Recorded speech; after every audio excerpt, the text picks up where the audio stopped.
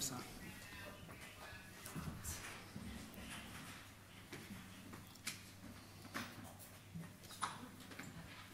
No questions, great. It's all right, it's kicking off. Martin, you didn't get much reward for it in the end the other day, but it's like that. Can you give a microphone? You heard the start of the question. Performance like that must give you some confidence having Australia in some trouble. Yeah, absolutely. We did some very good things in that last game, and it was unfortunate the rain came when it did. But at the end of the day, we can't control the weather. So, we take the positives from that game moving forward to this next one.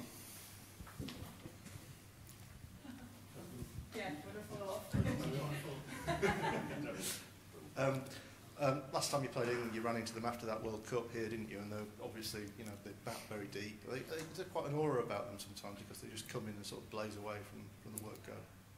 Yeah, I think there's a very much a new look England side over the last couple of years, and it's worked very well for them. It's sort of a similar brand of batting to the way that we've gone about our business in the last few years as well. So, it's probably going to be a pretty exciting game tomorrow, and I think everyone's looking forward to it.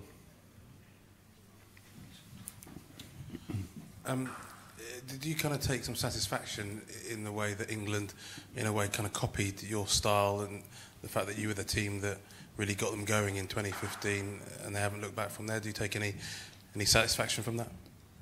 No, I don't think so. It's just we play our way, they play their way, which is a similar brand, and it works for both teams. At the end of the day, they do their stuff, we do ours. So, I don't know about you guys, but I'm looking forward to tomorrow. The way that New Zealand played back in the build-up to 2015, obviously getting to the final, the way that Brendan kind of inspired the style of cricket, it seems to have been adopted not just by England, but 50-over cricket across the board. Would you think that's given it a shot in the arm, that people are much more excited about 50-over cricket based on how you guys started? Yeah, maybe a wee bit. It's the 50-over game keeps changing with different laws coming in and different rules and things like that, but I think it makes it more exciting. It's a game that's long enough to keep people, to be able to showcase your skills, and short enough to keep people interested in the crowds as well. So, it makes for some pretty good watching, when a couple of teams are going head to head.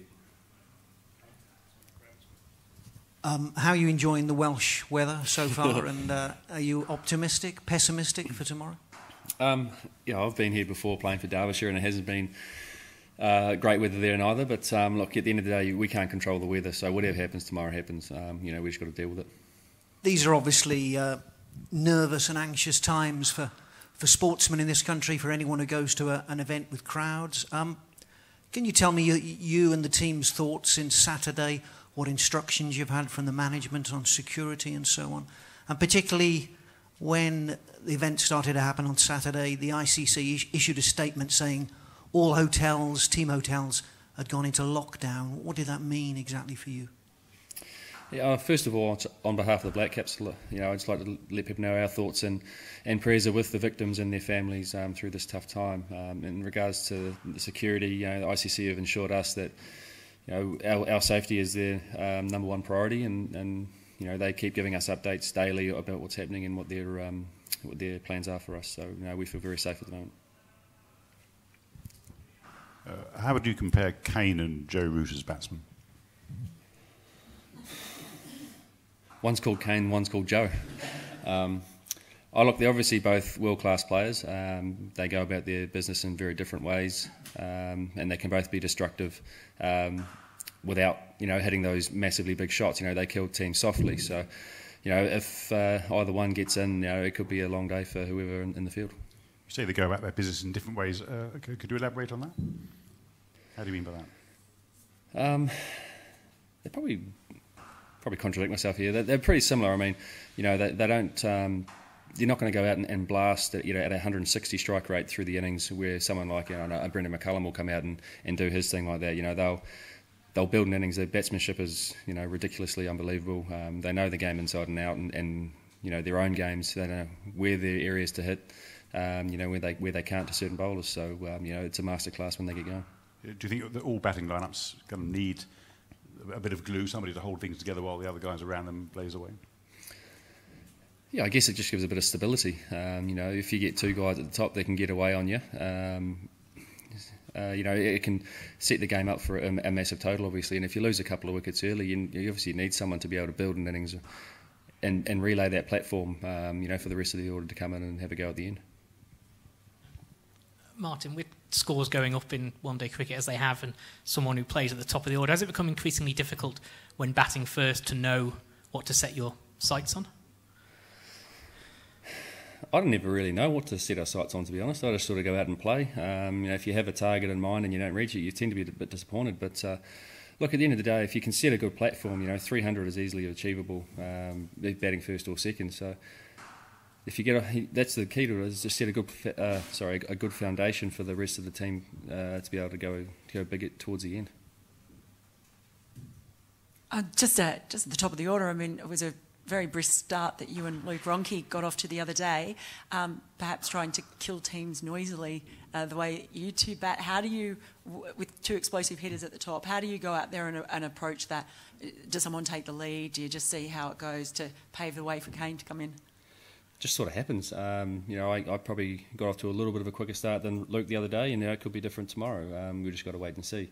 I think I tended to hog the strike a wee bit more the other day, so it allowed me to be able to get in a bit quicker and get a few shots through the infield. And does that change if Tom plays at all? I don't know. I just sort of play the same way whoever I'm batting with. Obviously, since Brendan's retired, I've become a little bit more aggressive. But whether it be one day or 2020, I look to go out and create a strike rate at the top of the innings for the rest of the guys to be able to come and play their games. Obviously, England are without Chris Woakes now in this tournament. But what do you make of their bowling attack? Do you feel that they can pose some problems for your batsmen? Any bowler can have their day. Obviously, Woakes has done extremely well in one-day cricket over the last couple of years. But obviously, with Finney coming back into the side, he's proven himself time and again for the England team. And look, we just have to go out and prepare well. Obviously, we couldn't get outside today, which is unfortunate. But look, we just look at footage of their bowlers and make sure that we know what they're capable of. Did you play with Morgan at Kings this IPL? Yeah, I did. Yeah. Did you get to know him a bit? A little bit. At the start of the tournament, we weren't playing a lot, so got to know him a little bit. He's obviously got a great cricket brain, and he's obviously in some pretty good nick at the moment. With those couple of innings before the tournament started. The sort of image he has that he's a kind of calm, sort of almost like an Iceman when he's batting and captaining the side. Is that the way you see him? I think I only played one game with him at IPL, and I was out first ball of the game, so I didn't get to bat with him. But he does seem like that. There's not too much emotion when he's out in the middle in the field. So you can see that he's got all that in check, and he's always on top of things. So he's done very well for himself. Right, thanks guys. Oh, sorry, one more.